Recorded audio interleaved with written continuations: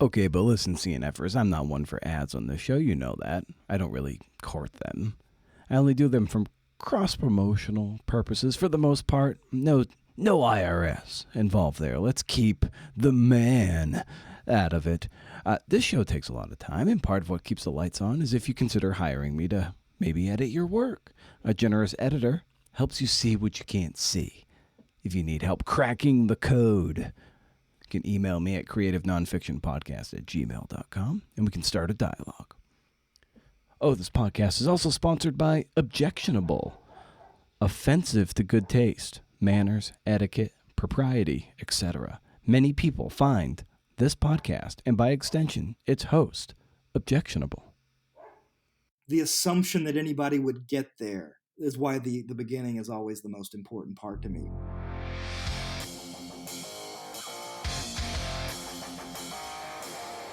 Well, welcome to the Creative Nonfiction Podcast, a show where I speak to badass people about the craft of telling true stories. I'm your objectionable host, Brendan O'Mara. Who's on the docket today? Oh, it looks like it's Justin Heckert, and he's here to celebrate the life of Matt Tullis, who died after complications from surgery to remove a tumor 2 years ago. Matt died with a book in progress based on his Gangrey the podcast show, where he interviewed narrative journalists about particular stories they wrote and how they go about the work.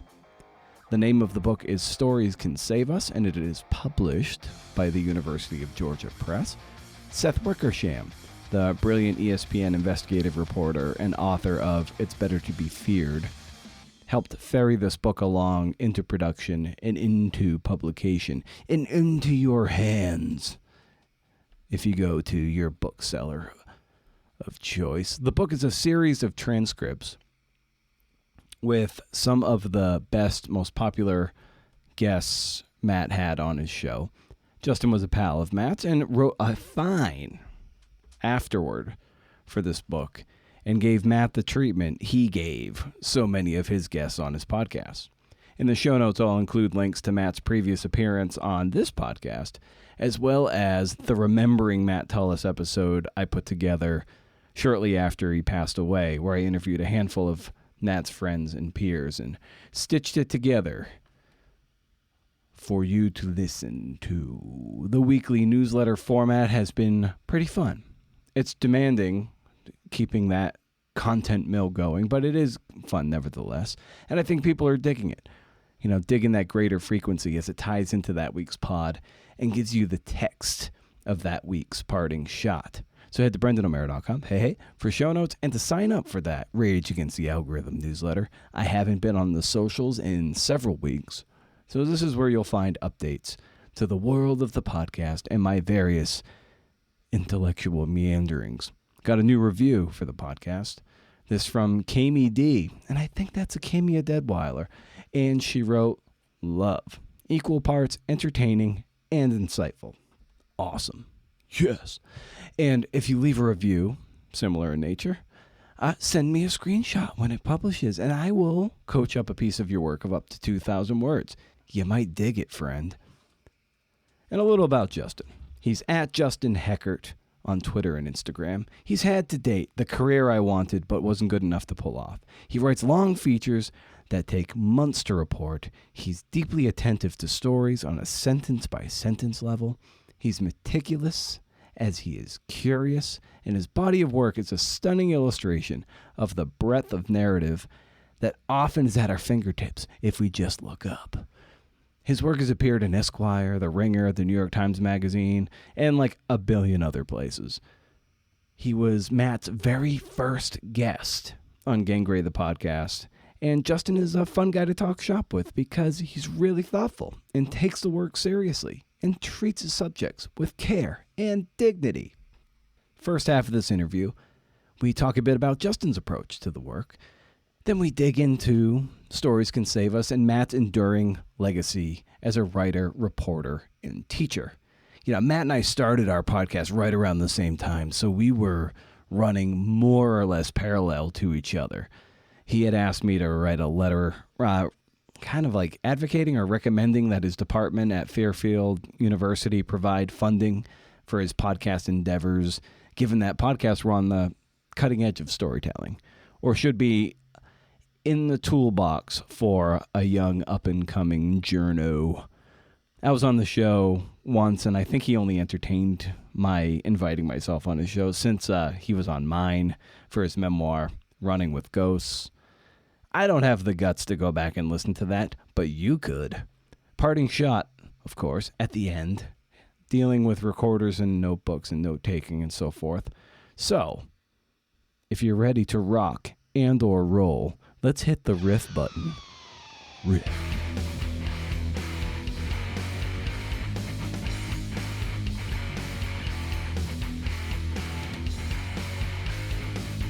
I began my career really right out of school as a writer at Atlanta Magazine.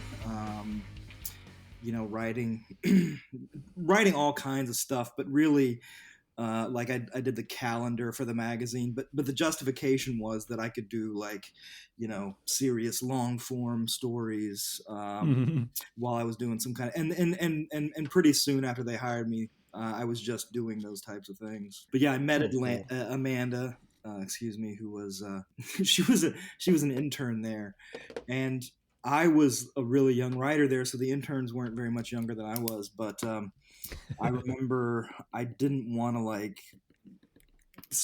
totally socialize with her at the magazine because I didn't think it.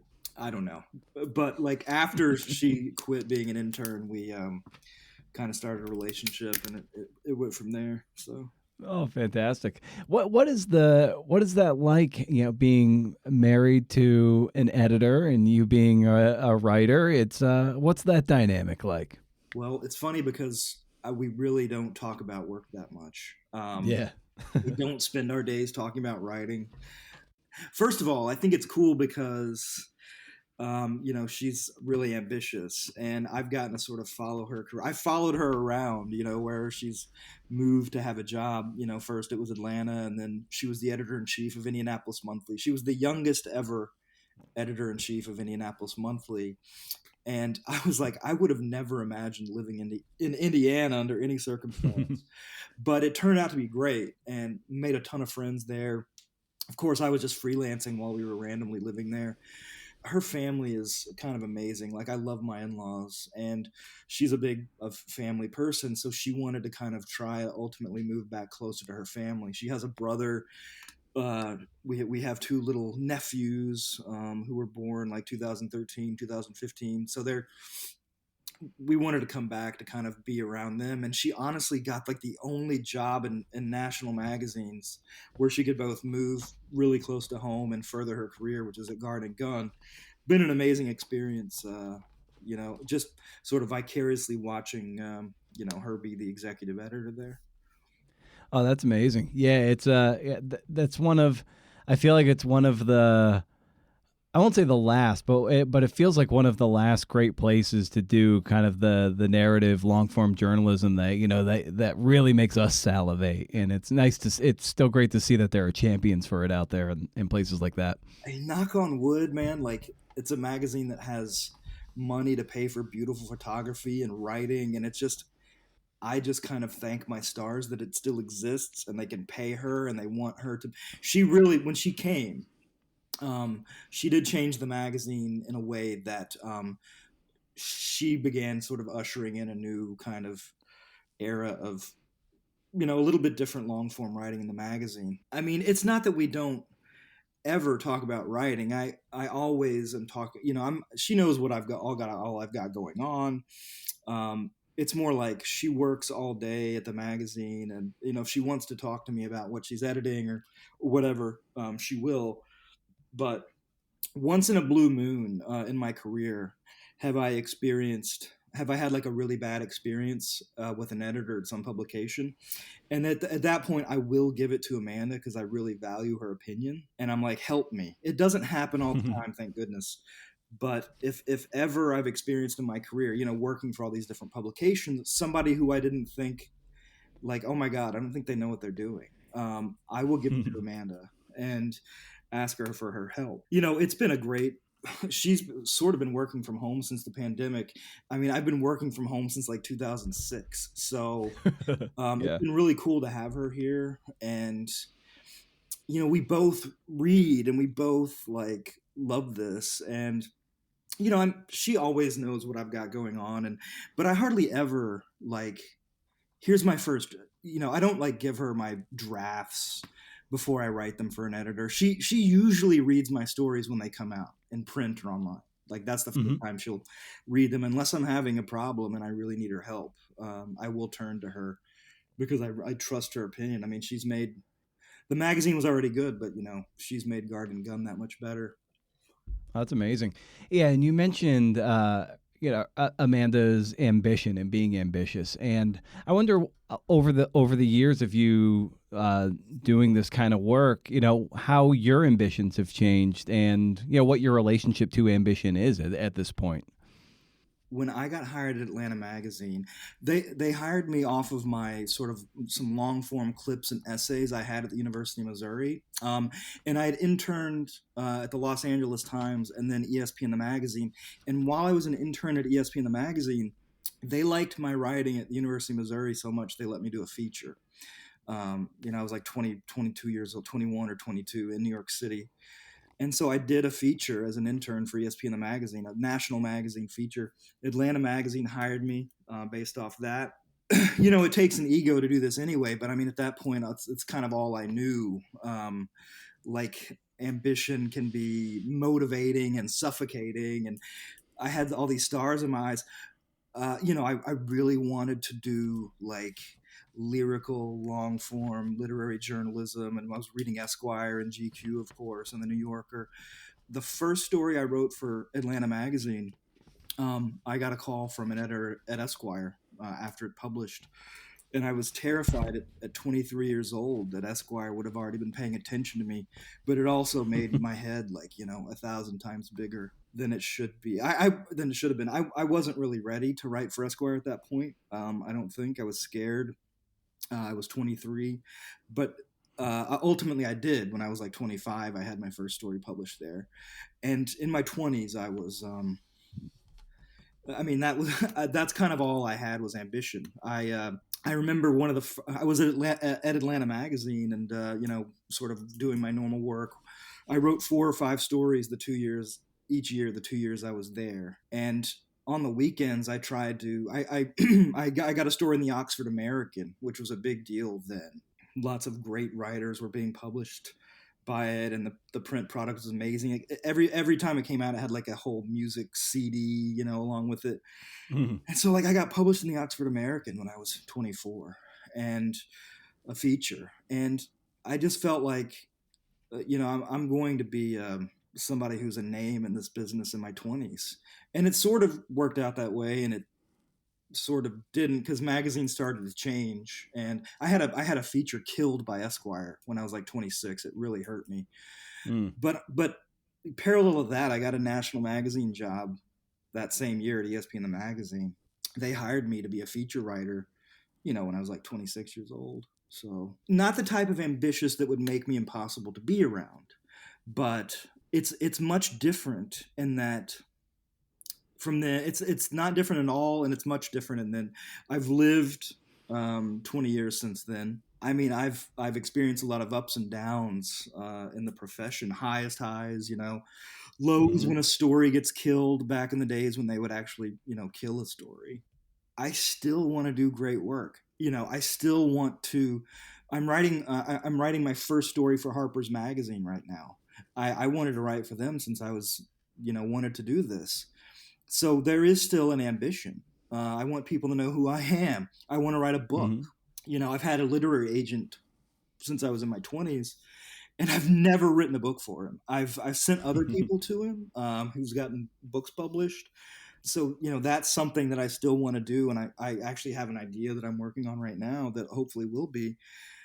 But I think that I'm more easygoing and like much more laid back in regards to sort of how ambition would affect my actual life, but not in a way that's like I don't really care about this anymore. You know what I mean? Like Yeah. I'm still trying to get published by the New Yorker. So close 2 or 3 times, like an actual assignment that didn't work out. You know what I mean? Like, Ugh. and right now, I'm very grateful. Right now, ambition. Like I have 4 big stories going right now: Harper's Magazine, New York Times Magazine, The Ringer, ESPN, and it's like it's almost kind of nerve wracking how much I've got going on at the same time.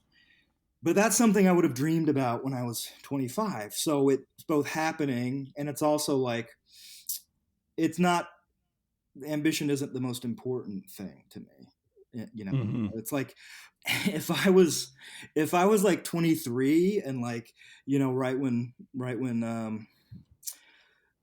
I heard from Esquire or whatever, if you had told me I would have like having a relationship and like finding this amazing partner who I love to death would have been more important to me than like being some star magazine writer. But when I was 23, I don't know. I would have been like, that'll never happen to me because like this is all I care about. Through the years, ambition changes in that way. Like I would follow Amanda to kind of the ends of the earth. With four big features in the hopper in various stages, I imagine, of reporting, research, and writing or whatever, how do you keep that straight for yourself? I'm not good at it. Um, my wife is so much more organized. I have a stack of notebooks here that's like for one story. I have a stack of notebooks on my right side that's for the other story. I still transcribe everything myself, which at this particular moment, I always think it's a good thing because it makes me go back over and listen to what happened. And that second time through, not only reminding yourself, but it's really important for these stories, I think. But like occasionally I wonder if I should try to have somebody else do it, and I've had before. Like ESPN has transcribed something for me. I think Esquire did once. The people out there exist who do this, but I try to do all my transcribing when I can, which plays into the fact that it's stressful right now because I'm transcribing all this stuff for these stories, and they're different. And like on my phone, they're all the files are not completely together, so I've got to go back and figure it out. I mean, it takes forever to it's like I just listened to an hour long interview that I did, and it took me like 3 hours to transcribe it because I'm Yeah. I'm rewinding it and like making sure like it's a really good thing. I'm really excited and grateful because the nature of this business has changed so much since I was in my 20s that I have all this stuff going on, and some pay more than others, but I'm also thankful that they pay pretty well, all of them, enough to make a living on. And it is a lot at once, but I think that 4 or 5 big stories a year with some other little stuff is like a good year, especially now. And I'll try to do more than, I mean, the last one that I've got is like the reporting is in June or July. So I'm going to try to have something else going. I'm constantly querying editors, and I know so many of them now that I have enough ideas, that a lot of times I'm just waiting around, talking to different people. Sometimes my pitches, depending on where it is, can vary. When I wrote a piece for Vanity Fair last year, my pitch was about 800 words, and I tried to make it a little story. Now I have a relationship with that editor. I can just send a paragraph just to entice them. They've already worked with me, so it kind of like if I'm pitching anything now, mostly it's a paragraph or a few sentences, and I don't have to write 1,000 words. So I I was having dinner with a really great friend, and someone who's turned out to be a mentor since I was 23, who actually gave my first story to the Esquire editor, which is Tom Janot. He was talking about how sort of imagining this hustle, because he's always been kind of a staff writer and an icon of this profession. And it made me think, yes, a lot of it is just hustling a pitch or constantly thinking about something else I might need to be doing after whatever I'm doing is finished. And the funny part is, I'm not sure which of these stories will, need to be finished first. A couple of them are longer term, like the ESPN story. probably won't run until the fall. So I I don't know. I just try my best to keep them all sort of, I literally have, like a sheet of typing paper, and on the typing paper I have like the name of the story in my mind, and like I put a check mark that it's assigned and I've been reporting on it. It's very archaic. It's like literally just a sheet of paper with my handwriting on it instead of like some, Excel spreadsheet. Just to remind myself that that's what I've got going on. I love this idea that you've really had a vision of how you've wanted to accomplish this kind of work, and you've wanted to do it for as long as you've had a mindset for what a career could be. And that goes all the way back to an email you sent to Walt Harrington back in the day. Yeah. And I wonder if maybe you can take us to where you were at that moment, and just expound upon the reply Walt gave you. Sure. I think I was a junior at the University of Missouri School of Journalism, and I'd always wanted to be a writer since I was a kid, a writer or an artist. I think I found something in like, my keepsake box that I'd written in a little thing when I was fifth grade that I wanted to be a writer. My mother is a writer, poet. She's taught English literature for years and years and years. I was reading. I've always been a really serious reader. I went to the University of Missouri. Nobody in my family had gone to the state school. It was far away from home. And I went there to major in art. This is a long explanation to get to Walt, but I'll try to make it quick. And I thought I would major in art. And freshman year, one of my art teachers pulled me aside because she knew that I was serious and said that they didn't have a good art school. So I thought, well, I don't know what to do into freshman year. Maybe I'll just try to get into the journalism school. So really, just randomly, I applied for the journalism school, took the classes, got in, and all of a sudden, I had to pick a beat at the paper for a class, and the sports department was the loudest in the newsroom. Just like taking a tour of it there, and like one person who was loud was Wright Thompson, and the other was Seth Wickersham. Both have gone on to fame, and justly My so. gosh, I knew yeah. they were going to be famous when I was a kid. They're like loud and funny and big personalities, and like talk about ambition. Like that's sort of where I got a lot of that ambition from. Is seeing how other people operated. But I quickly fell into, that I'd never really read Esquire or Sports Illustrated. A lot of people who want to be long form writers and stuff are like, I've been reading Sports Illustrated since I was a kid. Not me. I'd never even read it really, except at the doctor's office. And I think like Right. Wright or, somebody or the sports editor handed me like a Gary Smith story, and I quickly discovered like Michael Paterniti and Susan Orlean and Intimate Journalism, that book where Walt Harrington, who was a feature writer at the Washington Post magazine, put together a book with some of his favorite stories of that era, 80s, 90s. And I read that book, and all of them were like, I loved short fiction. And those were like way closer to anything I imagined as being writing than like what other people were doing at a newspaper. So I kind of like, I read that book and it had a really profound impact on me and what I wanted to do. I could see myself in a lot of those stories in the book. I've got it right here, actually. It's my copy is dog-eared and beaten up. And I've got It's like the all these best, yeah. highlighted stories in there.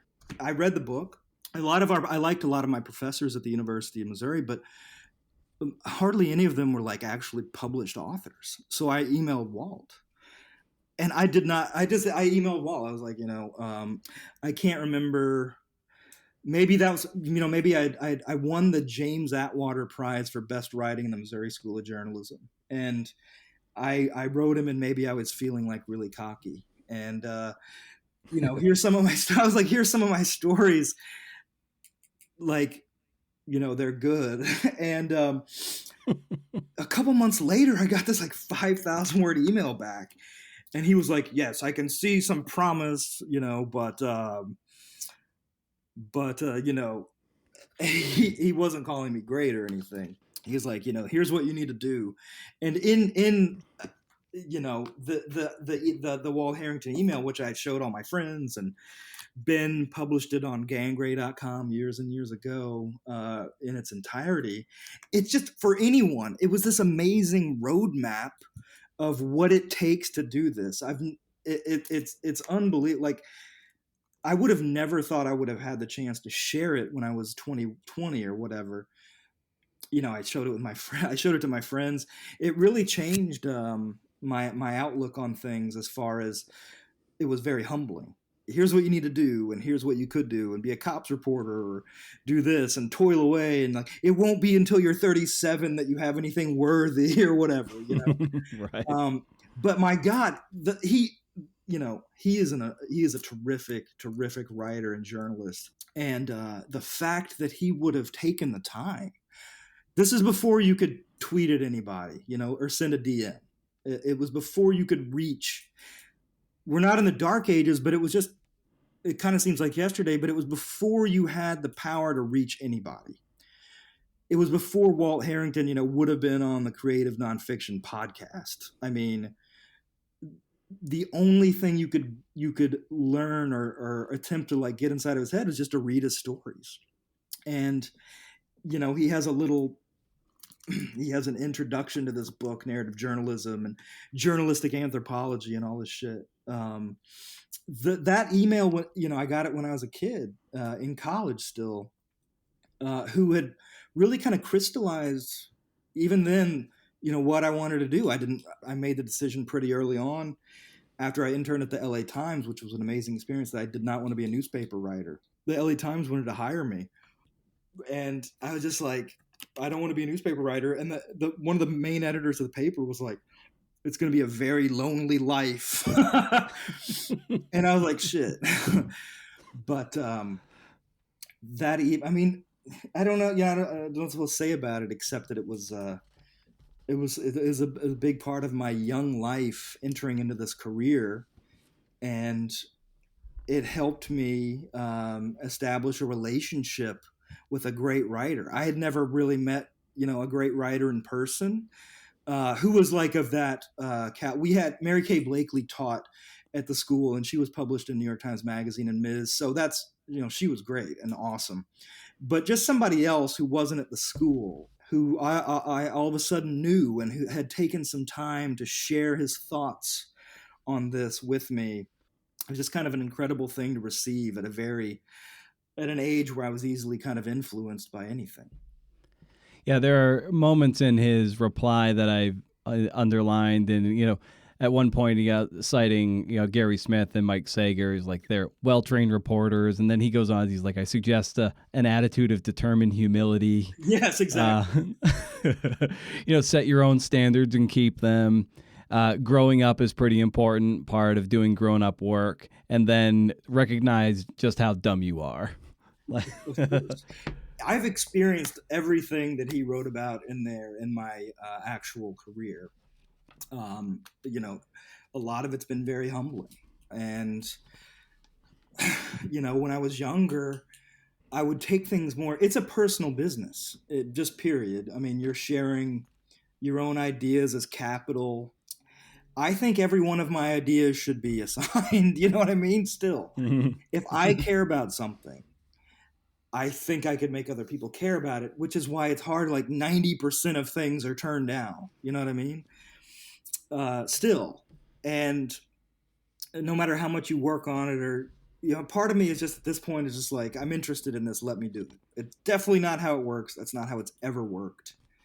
When I was younger and somebody would turn something down or whatever, I was much more argumentative and much more aggressive in terms of asking why, or even being edited. I'm totally different now, but I've experienced a lot of everything he wrote about that would hypothetically happen to take a career in this has happened to me. So I love in the Next Wave, another Sager Group title book of which were anthologized for the piece Lost in the Waves. In this book, they allow some latitude for you, in this case, or the authors of every piece, to kind of expound upon sort of a epilogue of sorts to the approach to writing it. And I love this one this one line that you had, for any story, I'll just use it. For any story I'm writing, I have to get the first sentence before I can write anything else that follows. And, this book came out in 2012, so you wrote that story sometime before that. 12 intervening years from now. So does that still hold true to you, that you really need that as your lighthouse to light the way? Absolutely. And since then, I have met any number of journalists who I respect and admire. That seems like a very alien notion to them.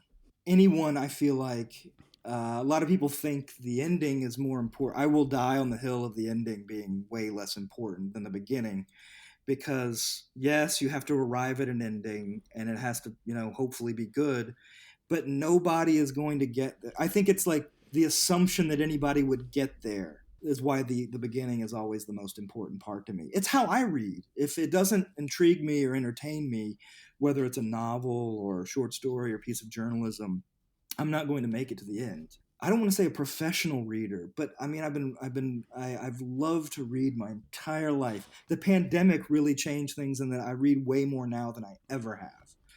I think that, maybe sometime you can start somewhere else, or depending on the circumstance. I totally understand that. I buy everybody else's way of doing it. There are much more successful people who don't do it that way. But personally, yes, always thinking about a first sentence. The first paragraph is laborious. Um, Almost the second sentence is the pain in the ass, because if you have a good first one, and it's like, well, what is my second sentence? I swear to you that I have spent so much time on the first and second sentences that that's just the way it is for me, and it has not changed since then. Even a story that I'm almost done with, I have to go back and reread. I have to go back and reread the entire thing to where I'm writing. So I always go back, no matter where I am in the piece, and just reread the first, couple graphs. And are they still good? Are they still enticing me?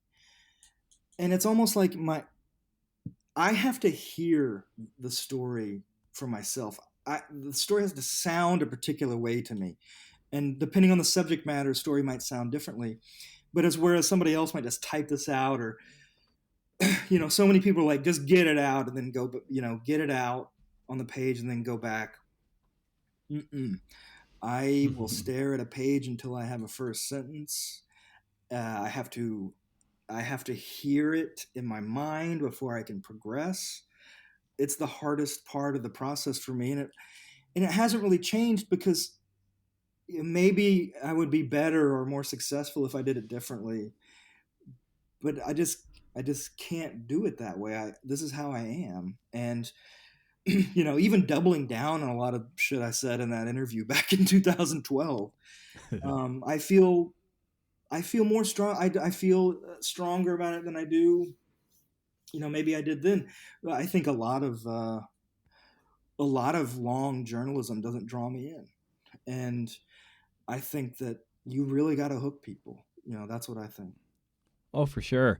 Well, and it's important as that is. And I think a lot of people tend to put a lot of energy into the lead, a lot of energy into the ending. And as a result, sometimes the middle can really sag. So, in terms of pacing and the way you're structuring your entire stories, and especially the middle, so we don't get bored in the middle, what are you thinking of come, the middle of the story, 1,500 words in, 2,500 words in? Um, I That's a good question. I don't usually outline. So in a sense, not exactly, but in a sense, sort of treating every section or paragraph. Every new section is like, it's very difficult. And I don't usually think about, like, is this not interesting now, or compared to the ending, which sometimes I don't even know where a lot of people know where the story is going to end, but sometimes I don't. When I'm looking at something I've written and I'm like 2,000 words into it, I'm actually not thinking about being in the middle. I'm just trying to keep it truthful and interesting somehow. And like, is this the right way to go with the story? occasionally I will hash out a vague outline, rudimentary, not 1A or one, but just like, 4 sections or whatever. So to answer your question, I don't know. I'm usually not thinking that way within the body of the story. Yeah. It's mostly trying to make it as interesting as I can, depending on how the material has presented itself on the page. I've seen people who I know who are my peers sort of roll their eyes when I'm like, the words just kind of come to me. I don't, you're sitting there and it's kind of like the magic happens. And that's just kind of how it is. I don't know. Yeah. Well, it's kind of like there is something to be said for just kind of surrendering to it in a sense where it's just no sense in overthinking it. You've done the reporting, and it's kind of like, okay, let's just see how it unfolds from the heft of the heavy lifting you've done. And then you can always shape a little bit more later, but there's no sense in blocking yourself. Just kind of let it flow out, and you'll be like, oh wow, that sounds pretty good. We're definitely going to keep that one. I'll give you an example of what you just asked, and it was in the story I wrote about the kid who was influenced by Jackass, and who was basically the most successful kind of new generation of a Jackass type performer. In the middle of the story, hoping that people have gotten there. One, I have one whole section that's a dissertation on testicles. And I was like, this is the right time. Like, you definitely want the reader who has made it this far. It's almost like an interlude. Mm-hmm. But it weaves into the next thing, which is this kid had always wanted to meet Steve-O. Steve-O being this giant influence. I treated this so seriously. I talked to Steve-O on the phone, the raspy. It was amazing. I couldn't believe that this was happening. And what we were talking about, because we were talking about balls. And there's like this deep into the story, but not at the end. One of my favorite sections is like Steve-O kicked him in the balls. It's like the first sentence of the section. And it's just about Steve-O not understanding how much pain tolerance Zach has for taking a shot to the nuts. And you just hope that somebody has made it that far, because it's one of the best parts of the story. And it's not the beginning or the end, but it definitely is interesting throughout. And there was a purpose to kind of leading with here's everything that's happened to his balls, and then boom, like the most famous anointing thing that's happened to him is like Steve-O kicked him in the nuts the first time they met.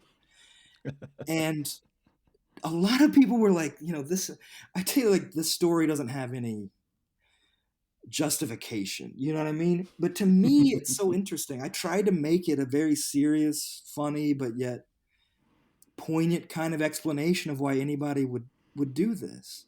And I know like a few of my friends and like my mom read it, but I'm not sure how many people made it through all the things I was trying to make it interesting and rhythmic and like lure them into the middle of the piece where, like, Steve-O meets him. And I would just hope, you just hope that people will get to the end, which at the ending of that piece, they try to one up themselves and like glue all of these. I had alluded to the fact that they were going to do something in this parking lot earlier in the story. And the end, kind of like the ending of the piece, sets you up to experience a stunt with them. And so they took this one of those boxing things that goes back and forth when you punch it, that's on like a pendulum or whatever, and they glued nails to it and like hit their faces with it. Oh. And that was the end of that piece. And so, it just, honestly, I was just trying to enter with these stories. I know what I like to read. I know when I'm having a good experience reading. And in my mind, when I'm writing this piece, I'm trying to write a story to entertain myself. Does that make any sense? Oh, for sure. Yeah, it's following, if it's satisfying your taste, you're going to be that much more engaged in the research and the reporting and certainly the writing, that this thing on its surface, which might not be, let's just say, a reader passerby, but if you're engaged and you're excited about it, it's going to pulse through the entire thing and be like, all right, I just spent 45 minutes I didn't think I'd be spending on this, and thank you, Justin, for that. Yeah, well, I hope so. Getting into, I don't know how you want to segue into Matt, but I mean, essentially, he endeared himself to me because he liked my writing and visited me in person, to tell me so. And like that stuff is really important. You know what I mean? He made a friend for life when he drove up from Ashland University when I was speaking in Cleveland, and I would like uh, he just it was so cool to see somebody who was reading these stories. They're not just for me. They're not just because essentially I don't have a reader in mind. Mm. I am the reader. I don't picture somebody in the suburbs or whatever. Even when I'm writing for a magazine for a particular audience, I'm the audience. I like to read. If it's good, then I'll read it.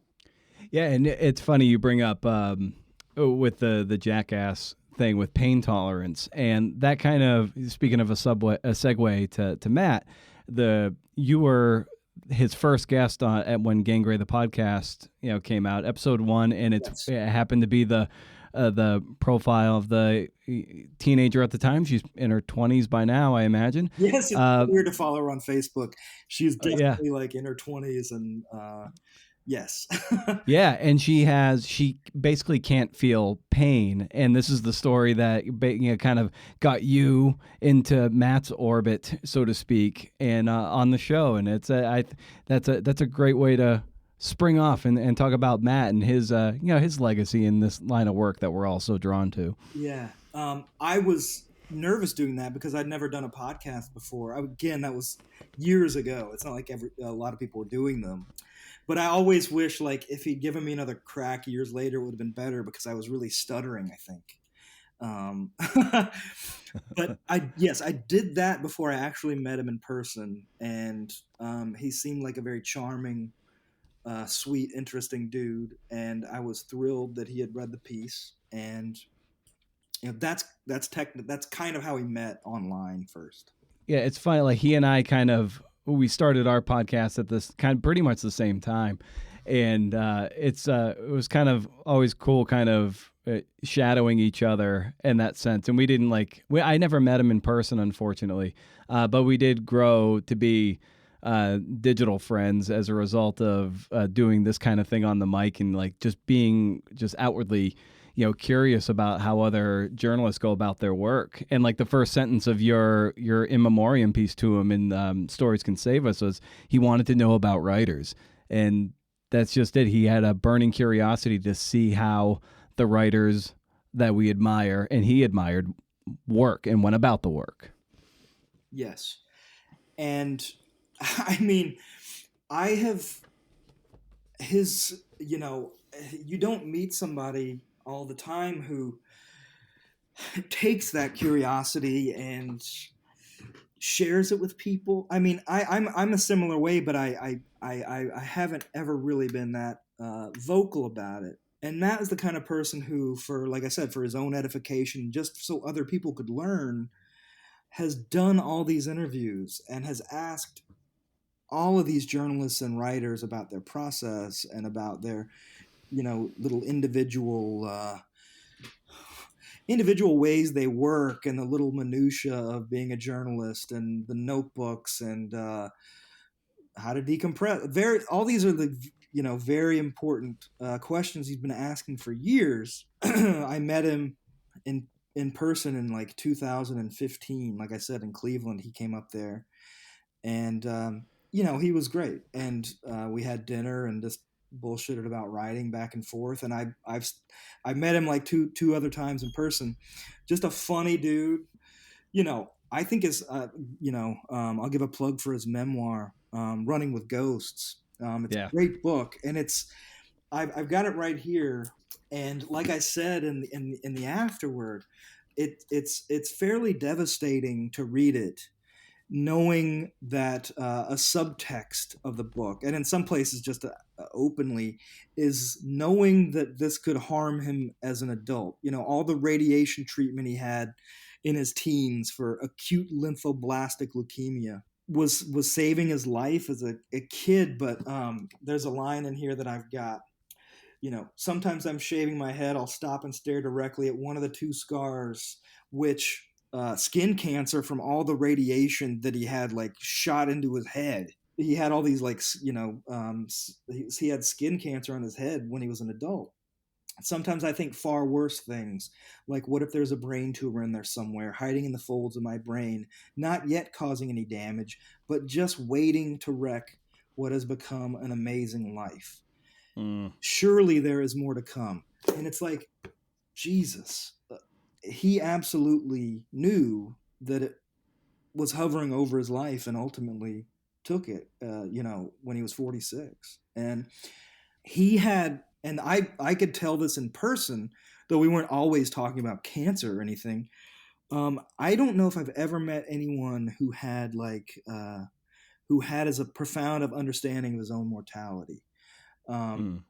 He's been writing about cancer since he was a kid. Like, he did his thesis about cancer, and he wrote stories, for the Columbus Dispatch about it, and he wrote the essay for SB Nation Longform about it. And when he was a reporter, he would write about other people who had cancer.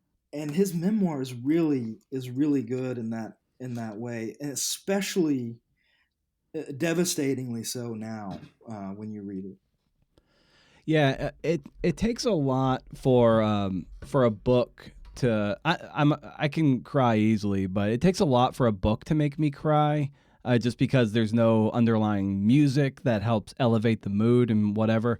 But for some reason, of all places in that book that this tore me to shreds he's in his hospital bed and he's like watching DuckTales, this cartoon, on the hospital TV. And the way he described that, I forget the exact wording, but it just, for some reason, that scene ripped my heart out, and I just was like sobbing for him. Like, as I was reading that, it's just I don't know how to explain it other than it just was so specific, and that just the fact that he even knew the cartoon, and that's like we always hang on details like that, and just for some reason that cartoon and his being a 13-year-old there and laying in bed and watching this cartoon, it just gutted me to pieces. Something he does in that book. Which is also a teaching instrument, is that in the book he went and got, and I glean it was over a series of trips that he went back to the hospital, and he got all of the doctor's paperwork and observations. It was almost like going to the courthouse, you know what I mean? Yeah. And getting 1,000 pages of hospital documents where the nurses were writing their observations and describing him, which is really strange. And it really, the book is almost like he wrote about himself the way you would, like, you have a court document that sort of explains everything in detail about his own life. And I just say the court document because it's paperwork. Like, he went and got medical documents where other people were sort of describing him on a particular day, or what ice cream he ate, or if he vomited all over or whatever. Having been in the hospital myself as a child, and having gone back to St. Louis Children's Hospital to reread some of those documents for a piece I did in 2004, it's a really weird experience. I didn't write a memoir. I wrote like a 7,000 word piece, but that must have been such a weird experience to have in your life. Not just that you went through it, but to go back and recount it as a journalist. I thought about that the entire way through the book. Yeah, I remember him talking about it, and what really cracked the code for him wasn't so much talking about his own cancer experience, of which he does, but turning the lens outward the way a narrative journalist would to a lot of the others who didn't fare as, who died young, right, and he got to live. And once he focused on everyone else, the code was cracked for that book for him. And that's not even right. All the kids, and this is the same thing that kind of happened. Like, I made a friend in the hospital, Wesley, who had cystic fibrosis, and years later, my mom and I went back to the hospital, and I inquired about what happened to him, and he died as a kid.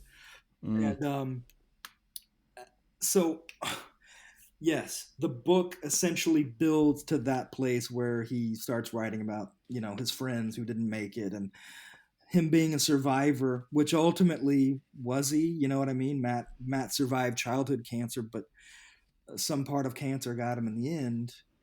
But right, like he builds to all the people he was with who weren't as lucky, and it's a very moving book. What I always love about your in reading several of your pieces is like the almost the itemization of certain details that you're able to tease out from just hanging out with people, and what those things say about them, and you do that particularly well with Matt's piece here.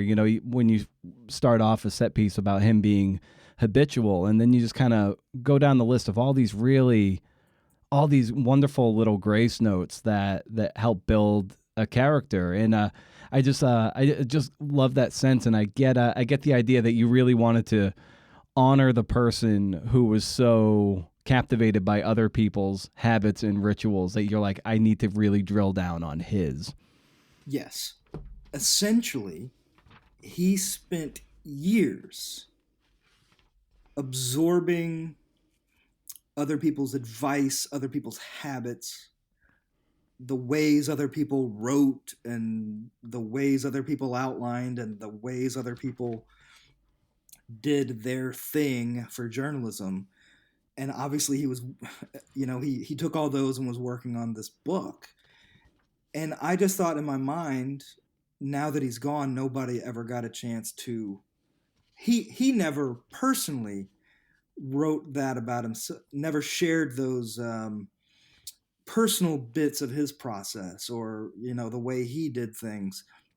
And so my goal with the epilogue, instead of writing a sad remembrance, or hey, I met Matt in 2015 and he was a cool guy, was to literally do to him what he had done to the other writers over the years. That's what it's almost sort of like a profile, or I couldn't set it up like the other things in the other Q&As in the book, because he's not there. But in talking to other people, I could treat him at the end of the book. He has the last word, kind of about his aspirations and how he did this, and what he liked, and where he worked, and what it looked like, and how it helped him. And that was my goal, was to communicate how he did this with the readers of the book, who read all these journalists before we get to Matt. And simply, I wanted to get a chance to kind of ask him about his process, which came through other people. Yeah, how did this assignment essentially measure up to a lot of the ones you've done in the past? It wasn't an assignment, really. When he passed away, I think like Seth had just talked to him in his class before he had brain surgery. And I had just sent him, I didn't talk to Matt every day or anything, but I just sent him like a Twitter message about our friend Jim Sheeler, who also died. And I didn't get a response, and he was in the hospital. And then so we knew that he was working on this book and it wasn't finished. And so Seth, who has written a New York Times best-selling book and has another one coming out, kind of took the reins, went to the publisher and said, can we help finish the book? And so he had a list, Matt had a list of other people he wanted to interview. And we interviewed some of the people on. I interviewed Audra Birch at the New York Times, who I knew and who I really admire. I love her work. So I interviewed Audra for a couple hours, and I arranged the interview as Matt had arranged the interviews already for the book. And then I was like, well, I know Matt kind of better than the other people. And I'd hung out with him several times. And so, like, I wrote something about him on Facebook, and it was like, essentially, I feel like I owe him something I'll never be able to repay. Not only did he have me as the first guest on his podcast, he annotated one of my stories for the Neiman storyboard. He got a story I wrote years ago republished in a literary journal called River Teeth. I mean, that was all Matt. He liked it. He knew the people at River Teeth. I mean, he interviewed me after the pandemic during the pandemic about, what my office was like. The guy really, nobody ever asked him to, really did a lot to kind of help or further my career. And so I honestly felt like I owed the guy something I'd never be able to repay. I wanted to write an afterward, and after a while I was like, I don't want to sit here and like write an extended piece of like my Facebook post about how awesome he was, or how much I owe him. I want to do something smarter and more lasting than that. So I just why not do this about Matt at the end of the book, as he has treated other writers in his life. And it would kind of like organically happen while we were working to finish the book. Yeah, it's like, what better way to honor a reporter than to do a reported piece on him and his habits and Exactly. the imp, right? I mean, I think yes, I think that if any one of us had been like Matt Tullis RIP at the end of the book, and the essay, if you write an essay like my Facebook post, you could almost argue it's about you. You know what I mean? Like, Yeah, yeah, yeah, here's yeah. why Matt meant a lot to me, and he drew people's attention to this story that I wrote. It's kind of about me, and I did not want it to be that. And I just hope it's. I ultimately wanted to honor him by writing something I hope that he would have liked about himself. And I'm sure if he'd been alive and you said that, like, I'm gonna write the thing, he might have laughed at me. You know what I mean? Like, the book had a title that was sort of like narrative journalist, or something like that. And he had a tattoo on his arm. Stories can save us, from a line in the Tim O'Brien book, the things they carried. And it's something that, like, were he alive and we were hanging out and having a beer in person, I might have like busted his balls about having. But posthumously, it's really kind of amazing, and it was a perfect title for the book, I thought. Yeah, I think so too. And it's given that, let's say, like, the great center Bill Walton just passed away, and he was I've heard some things on radio and people's remembrances of him and how he, just the way he lived life. He had a very good zeal for life, didn't take anything for granted. Those kind of things. It really energized people he was around. And similarly, I think Matt had that effect on a lot of people. And I wonder, for you and maybe other people you've spoken to, what impact did Matt have on your life and on people in Matt's circle that you're aware of? Well, I know I obviously didn't take one of his classes, either at Ashland or Fairfield University, but I know that he was like a super outgoing advocate for his students, and he was really approachable. And instead of wanting to be called, professor or whatever, he wanted students to call him Matt. And he had pizza parties at his house. And like, if they had closed the paper and everybody was tired, he would bring food. And he created I can't remember the exact name of the awards, but like, at Ashland, like, he created the journalism awards. And I know people remember him being, that he really cared, that he was really present, that he was always accessible.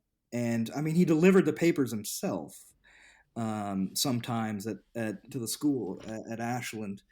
And for me in person, sometimes when we got together, he would talk about writing so much online, and like, if I was speaking a couple times, he just sat in the audience like a student and would ask questions. But it was more like when we were hanging out randomly at a bar or something.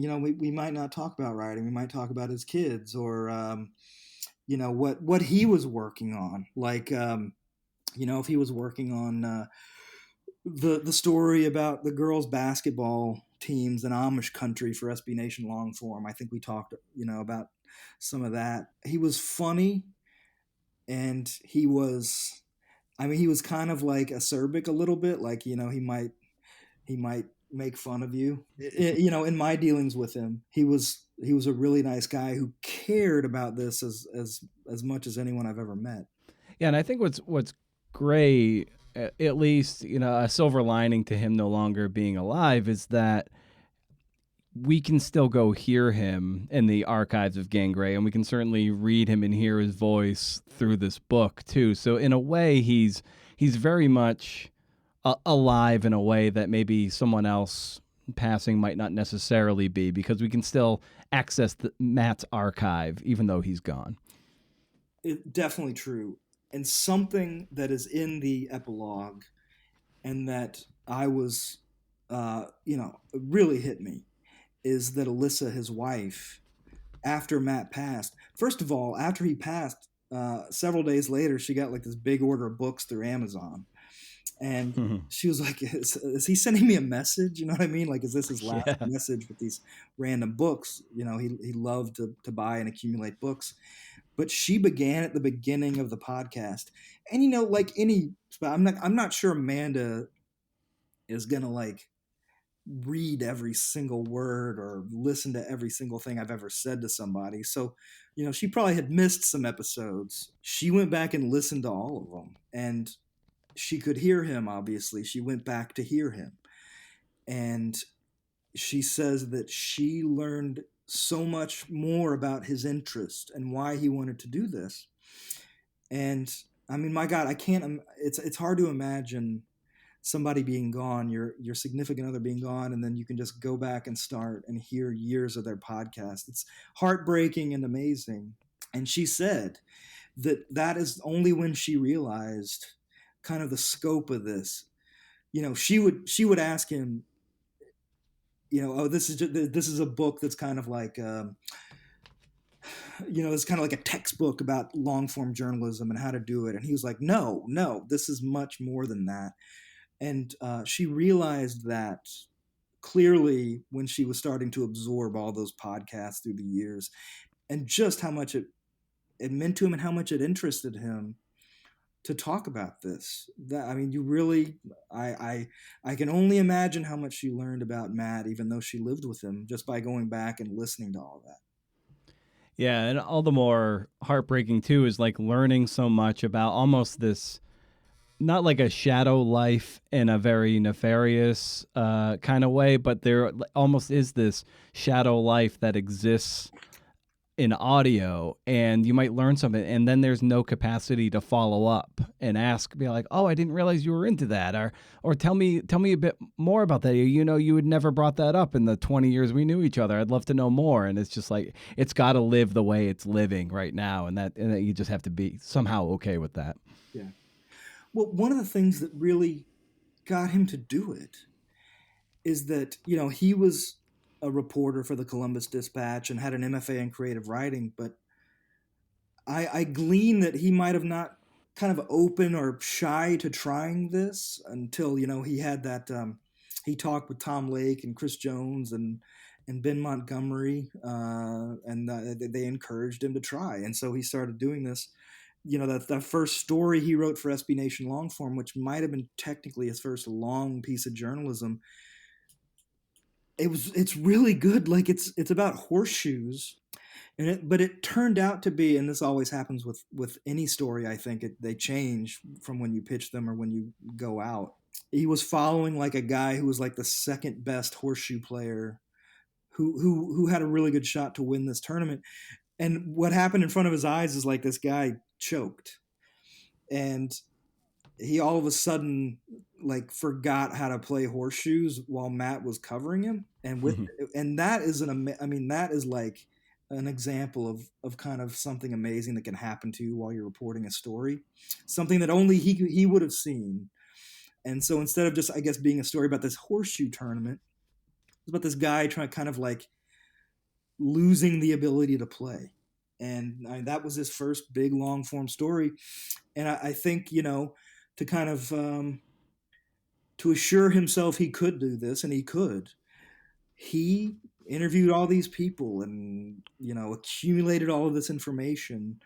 He would have never said that he didn't agree with it or whatever, but picking out the things that would help him, be a better writer. That's what we all want. And over the course of your reporting for the epilogue profile, what did given that you had known him for years, what did you learn about him over the course of your writing and research for this piece? I learned about the way he operated, which his workplace was a picture of order. He did a lot of these interviews at his home with the microphone. He needed certain things, which you can read about. I learned about his like personal habits. You know what I mean? Like, which would have been kind of inconsequential had he been alive and been my friend, or he was my friend. But if you're just like my friend, I don't think about people's personal habits. But in this particular piece, he had asked other people about such minutia, and you were talking about almost like the list nature of it. I learned so much about kind of what he needed to talk to people and to prepare, and what kind of professor he was. I almost forget that he was a teacher. You know what I mean? Like, Mm-hmm. he's got so much writing out there. He did a ton of writing for the Neiman storyboard, and talking to people about these things. It's I almost forgot that he, like, led the let me look at this real quick. Like, led the sports media program, in the integrated media lab at Fairfield University. I mean, the dude had like an academic job where he taught people. So I learned a lot about the ways he was a teacher. He didn't like sitting at a desk. Like, he preferred kind of standing and walking around, and the conversational nature of maybe not just sitting down and cracking a book, but more like, all right, let's I'm going to walk around and let's all kind of be involved. Just a ton of stuff like that. That's only really, really interesting when somebody is gone, I think. Oh, for sure. And then like through the podcast itself, and then what's curated for this book, oftentimes, as much as a question is being directed at a guest to unpack some information, the question reveals just as much about the interviewer as it does as the interviewer hopes to get out of the interviewee. Obviously, I wasn't looking at it as an assignment. It was more like, this is something I really want to personally do, and I want to commemorate him somehow. This was not an easy piece to undertake. I mean, he hadn't been gone that long, and to talk to Alyssa was, I didn't even know how to do it. Yeah, still Mm-hmm. at 45, after interviewing all manner of people all throughout the year, since I was in my 20s and they had gone through crazy shit, and interviewing people who had died and being around trauma, and it's still at this point in my career, that was a really hard interview, both to think about, to kind of figure out what I wanted to know, and you always kind of follow up with people when you have more questions. Just the act of kind of emailing her and being like, oh, I forgot to ask about this. And it was something like, when you said he kept his water bottle, was it his left side or his right side? And it's like, my God, that sounds ridiculous, and I hope she isn't offended that I really wanted to know that stupid little piece of thing. You know what I mean? Yeah. Well, I think what's kind of crazy is if she didn't already know, and maybe she did, but you asking that kind of detail, that granularity is what great narrative reporters and narrative journalists do. And in a sense, it's also an entree into the way Matt's brain worked, because that's the kind of detail that mattered to him. And if it mattered to him, by extension, it probably matters to her. Having done this for a while now, obviously I don't feel like I've learned everything under the sun. It's a constant. You're constantly learning new things. Hold on, where was I going with this? Well, it kind of echoes what Walt Harrington wrote to you, of just like, you have to grow up to write grown up stories. And you at 23, there's no way you could take on something of this nature. But you at 45, dozens and dozens and dozens and dozens of long stories, hundreds of other reports. It's just like, it's the lifetime of a body of work that gives you the confidence and the gravitas and the heft to be able to, pull off something of this nature and stick the landing and honor a peer. Yes. But what is funny about that is that when I was in my early 20s, I was confident that and I was wrong probably, but that I had the kind of stuff to, no matter if I had not experienced anybody dying, which comes later on, I could write about it. And I remember I interviewed, I did a long story about a woman who transitioned. I was writing about her transition. Obviously, she had been Jim in her previous life and had recently transitioned. This was a woman named Shelley in her early 50s. And she let me write about her life. And I was 23 years old. And I spent months and months and months with her about kind of And obviously 2004 was different than it is now, but to me, it sort of encapsulates.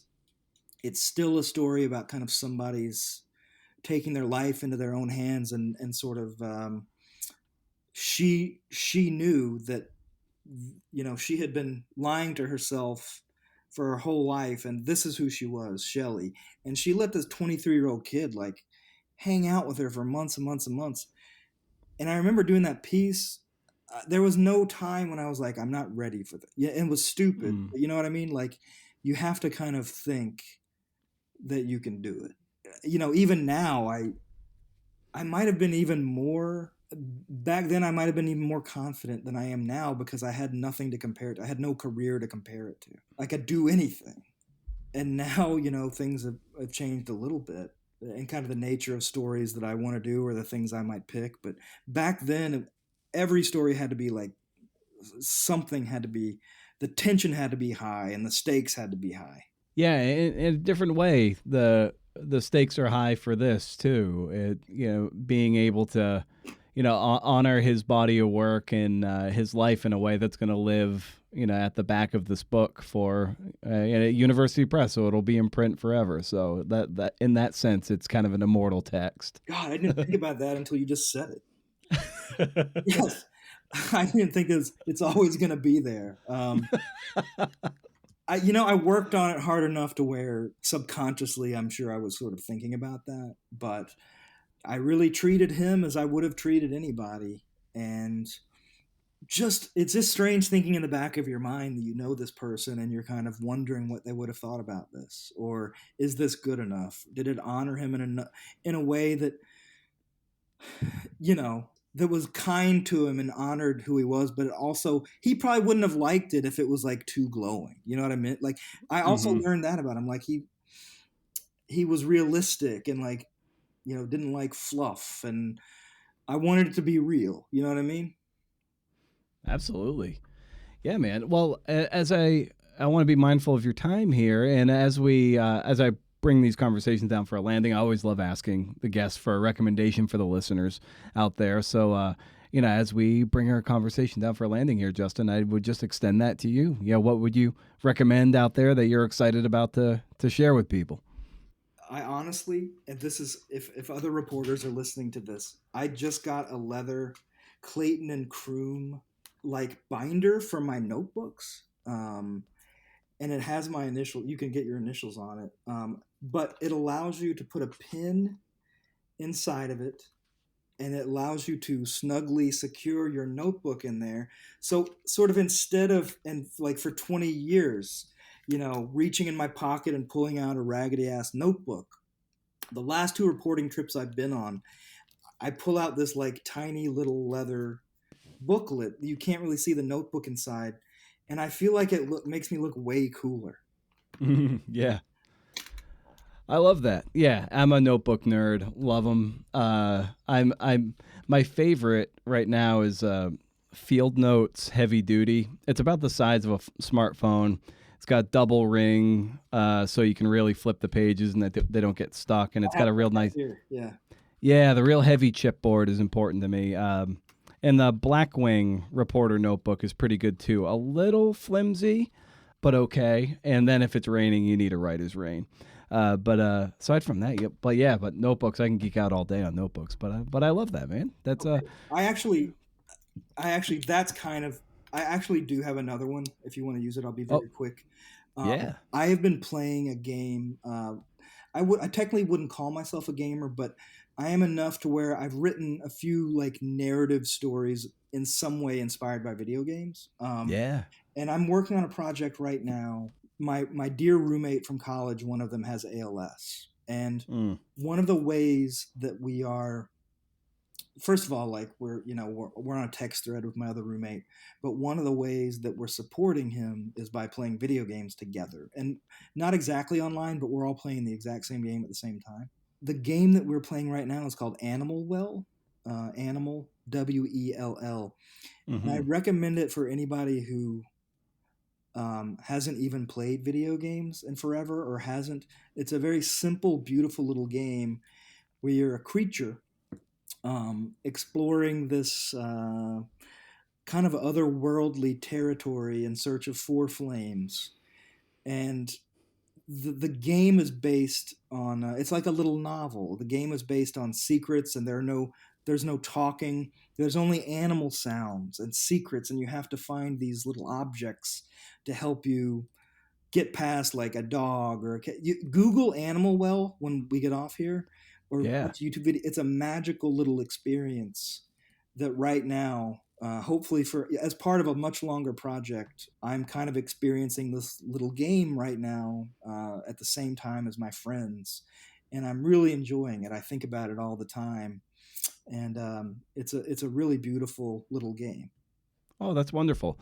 Well, Justin, I'm so glad we finally got to talk on the mics here, just about some craft and, of course, about Matt's legacy and his book "Stories Can Save Us."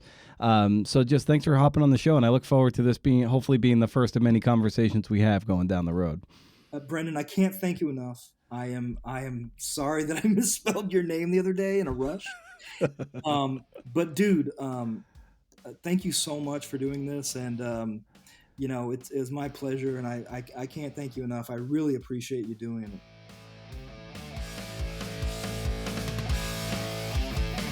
Awesome. Yes. That was cool, right? I thought so. Yeah, and if you didn't, we'll try again. We'll do it again.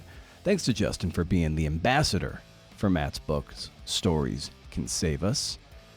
And thanks to Seth Wickersham, too. He was instrumental in getting this book published. And Seth will be on the show next year, I believe. He's got a book coming out about NFL quarterbacks. Yeah, it should be a good one. It will be a good one.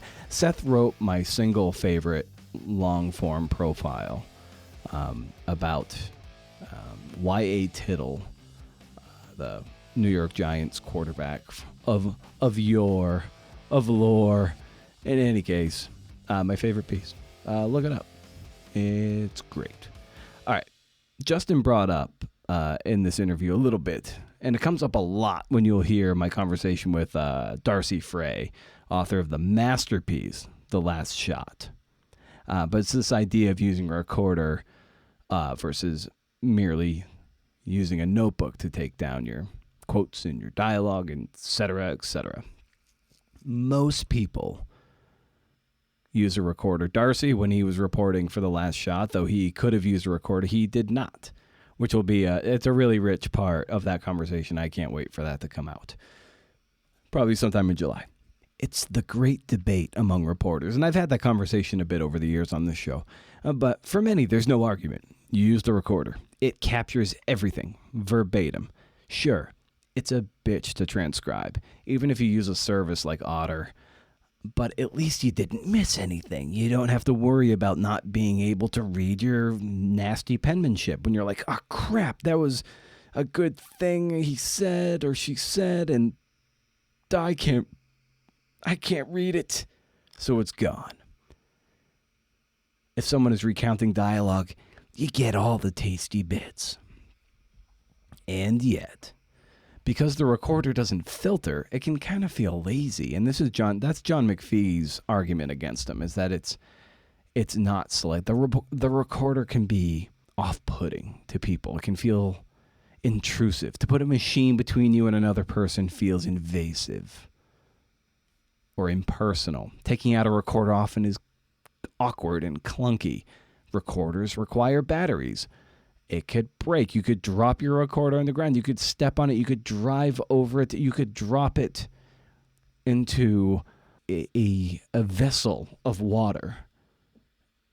You can imagine what kind of vessel that could be. Be it a toilet or a pitcher of beer. And notebooks don't die. The files don't get corrupted. Maybe by your own penmanship, but maybe that's a price willing to pay. Scribbling at times means you don't get every single word down like the recorder. In fact, you lose a lot because you can't keep pace. Or your handwriting is such you can't read what you wrote down. Someone could be talking and you're kind of like scribbling down. You're scribbling down sentence 1 as they're saying 2 and 3, and you're trying to, and they keep going, and you're trying to keep pace. And naturally, you slow down. So so in a sense, you kind of have to be a bit assertive. Maybe if they're saying really good stuff, you'll be like, oh, just say, hold on just a second, I need to get this down. But sometimes with a recorder, you don't have to interrupt them. You can just let them go. Some of the best features I've ever written were just notebook and pencil. It's old school. I feel more connected to the material when I carry nothing but a notebook and a pouch of sharp pencils. Yeah, I conducted an interview just the other day for the Prefontaine book with a sports psychologist. And I did it just a notebook. What I found is that reporting this nature means that what I scribble down is the sticky stuff. It's what is good, without the filler. You just naturally filter things out. You go back a little later and you fill in the gaps while your memory is fresh, and boom, there you go. Then you can go type it out, type it up, and you have these prime cuts from the conversation that naturally shook away a lot of the junk. You naturally declutter a conversation just by the very nature of the tools at hand. Yeah, I conducted 99.9% of my book research with a recorder. And even when I uploaded those files to Otter, it was still a mess to clean up. It took forever still. Plus, I didn't feel as connected to the conversation, as odd as that sounds. Like, I intently listened, of course, but the passive nature of a recorder felt, passive. Like I was just along for the ride instead of driving. That said, there are dozens of conversations I had with sources that I'm so glad that I had the recordings, because the details were so vibrant that I wouldn't want to miss a single word. I also have this romantic ideal when it comes to reporting of being armed only with a writing implement and a notebook. It allows the writer to kind of blend in more. You don't have to start and stop the recording. You don't have to carry extra batteries. You don't have to worry about the thing breaking, with hours worth of tape you were too lazy to dump. But as I already said, I'm more willing to lose some information if it means I feel more connected to my material and my reporting. And that's the indisputable feeling I experience when I eschew the recorder and trust in my note-taking. The dead leaves naturally shake themselves out. I always go back and forth on this, and maybe there are situations where you have to use a recorder or should use a recorder, but when it becomes a crutch, if it makes you lazy, maybe try a low-stakes piece and see what happens. For many reporters, we often rely too much on bloated quotes anyway, so the verbatim nature of quoting sources should more often than not be paraphrased in the writer's words, and the notebook kind of does that for you. With so much tech around us, going to something that's tried and true, analog in nature, and far more human, I don't know. I really can't recommend it enough. So that's kind of where I stand on this. So I think I'm going to just put the recorder in the drawer for a while. And trust in my notebook skills, man. So stay wild, CNFers. And if you can't do, interview. See ya.